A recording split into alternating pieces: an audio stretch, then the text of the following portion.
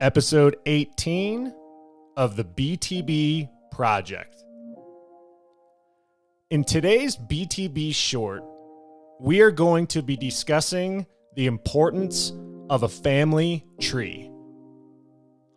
Oftentimes, when we look at those trees, we look at people and stories that have impacted our lives today.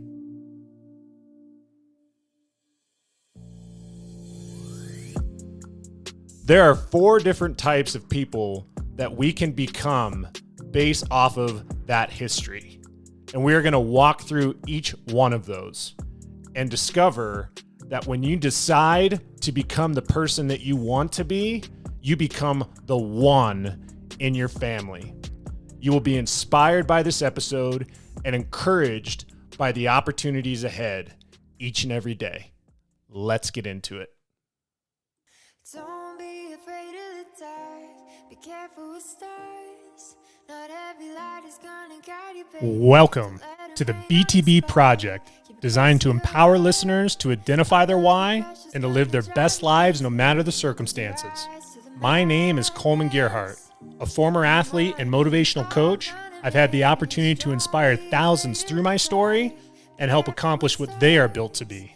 You'll be encouraged by each and every episode, and let's get into it.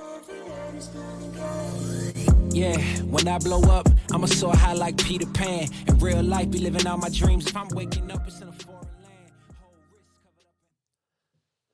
I remember growing up and always having an opportunity to go over to my grandmother's house, whether it was a holiday or a special occasion like a birthday. And I always would go upstairs, and I remember this particular wall that had this giant, almost spider web image of our family tree. And I remember always looking at it, just fascinated by all of the moving parts and the lineage of, how I got to be where I was today based off of what my family has done in the past. And it got me thinking, because I believe lineage and history and family legacy is something that is incredibly important. And I believe that each particular person, whether it's myself or people that I've come across as a coach and a mentor, are always thinking about, well, this is what my family has done, so this is what I have inspired to do, or this is how it's going to be for me. And in today's episode, we're really going to dive deep on the types of identities that we can create for ourselves based off of not just the lineage of our family, but what we desire to do as individuals.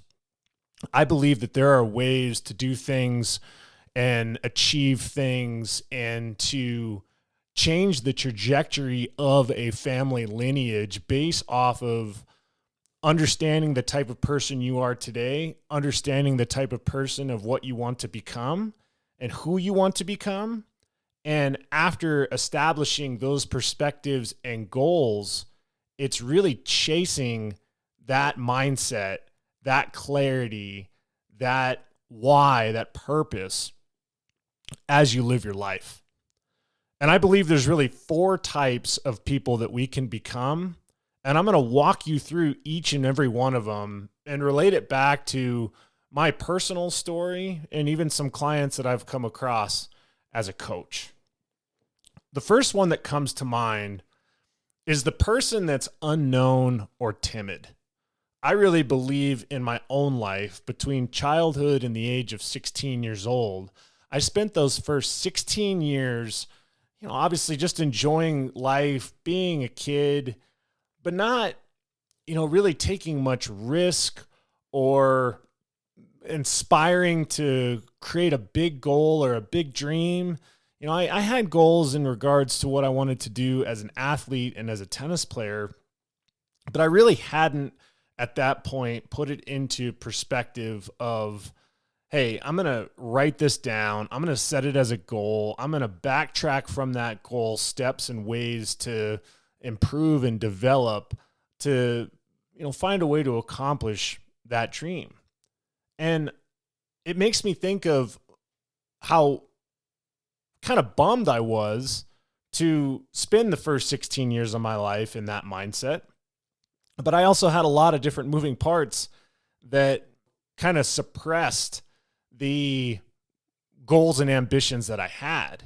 And going back to that family tree, I came from a lot of family dysfunction and individuals that were not ambitious and willing to drive, to be determined to do something amazing with their life.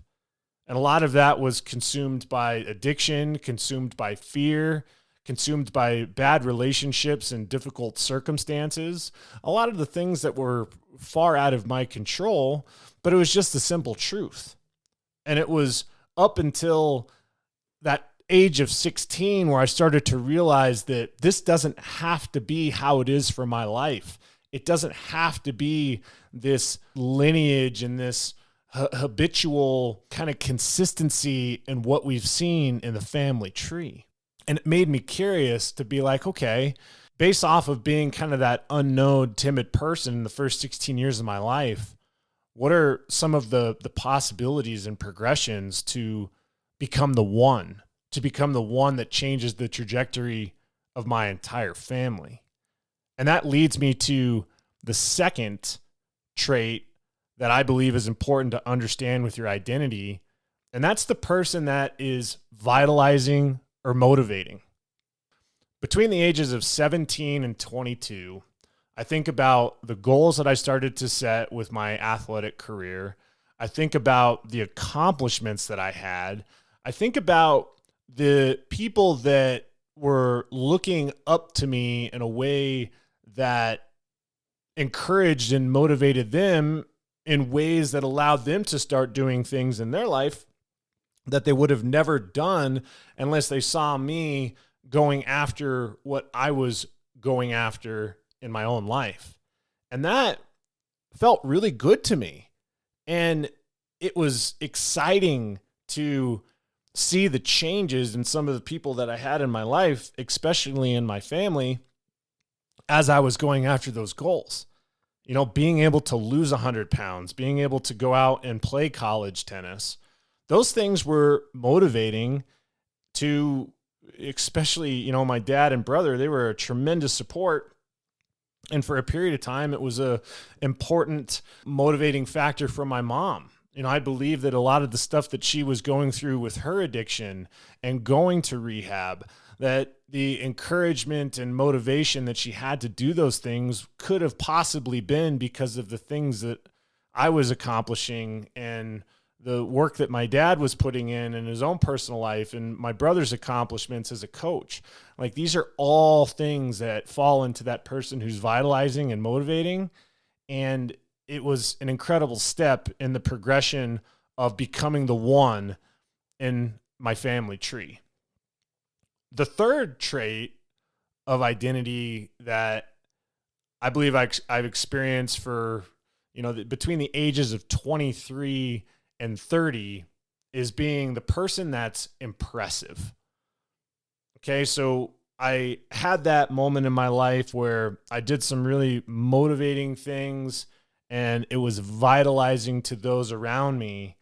But then I started to take that kind of model and I put it into the form of a business. I became a coach. I became a mentor.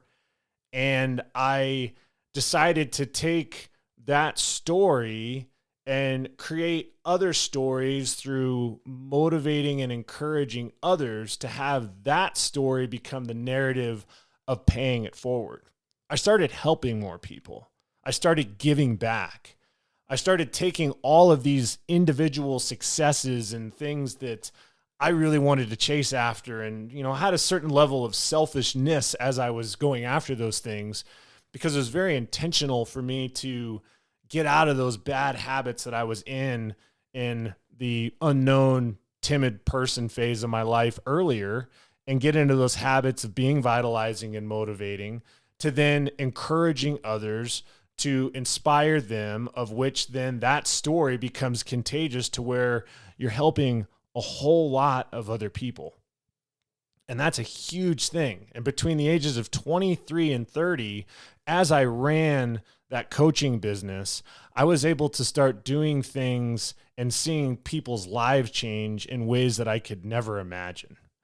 And then even when I made that step into my professional sales career, I saw how it was so important for me not just to sell something to somebody, but to truly understand someone's business, to truly understand the person that I was trying to help, to take a lot of those moments that I had in my life where I was motivating or I was changing people's lives by helping them accomplish what they were built to be, to then creating that into a business environment to help build businesses to be what they built to be. And as you can see, there's these incremental steps. And I am so grateful by the opportunities that I've had because of this self-recognition of identity. And each and every step along the way that I've mentioned in these first 3 traits are places that I remember very distinctively. And most of the time, I'm always going back to wanting to never, ever be that unknown, timid person. I wish I would have tapped into that a little bit earlier in my life, because it makes me wonder this progression up to 30 years old, if the unknown, timid period of my life, if that was acknowledged and accepted and changed the trajectory by setting goals, having big dreams, and going after them, leads me to that vitalizing, motivating person sooner, of which then leads me to that impressive person even sooner as well. Fourth and final piece that I believe is the El Mecca of identity and family tree and becoming the one in your life is being a servant leader. A servant leader is somebody that has gone through the trenches, that has looked up the mountaintop, but has also climbed it, has put in the work, has been on the mountaintop, and instead of looking down and pointing the finger and being, hey, look at what I've done, look at me, they're actually extending their hand down. They're helping other people get to that mountaintop. They're helping other people do things that they never thought they would be able to do in their life. They're helping other people achieve and inspire to be the best version of themselves, to be the one in their families. Now think about that for a second. A lot of these things that we're talking about is about establishing the identity. I always talk about building a strong why. I believe your why can overcome any how. And that's why it's so important for you to decide at any stage in your life what type of person you want to be. When I go back and think of that family tree I was looking at people and stories and lineage that I knew was a part of my life, but I didn't know if I wanted that to be my life. And once you decide, you have to believe in your ability to do something great. I talk a lot in previous episodes about limiting beliefs. There are folks that I have come across, whether it's in athletics or business, that rule themselves out of greatness before it even starts because of those limiting beliefs. They put themselves into that mindset that puts them into the unknown, timid person. And that's what's fascinating about these traits and kind of this progression that I just shared, is that at any moment, you can fall back into some of those identity traits that were not serving you, that were not helping you go after your goal. But the question I have is, how quickly are you able to recognize it? And how quickly are you able to believe you have the ability to do something great? Constantly, our lives are going to have different circumstances and situations that are going to deflect our ability to be present And my question to you is, are you able to reprogram those thoughts to continue to go back to seek out your why, to go after your purpose? Become the one in your family. Become the one. Look at that family tree and say, you know what? I know where I've been. I know where I've came from, but I know who I am. And I know the trajectory of my life is not only going to impact my life, but it's going to impact my family. It's going to impact the people that I help as a servant leader. It's going to leave a legacy that is far greater than any family tree you see on a wall. Go be the one. I hope this BTB short today encouraged you and inspired you to start taking away these days that we spend thinking that we're not able to do something great. Dream big. It all starts with just one single thought, one single meeting, one single interaction, one phone call. We have no idea what each and every day is going to bring. But if we have that type of mindset as a servant leader going into our days and our lives, I guarantee you it changes the trajectory of your life. I appreciate your time today. Thanks for listening. Again, continue to support the podcast by sharing with your friends, subscribe. I'm here each and every day to help you guys get 1% better. I appreciate you and take care.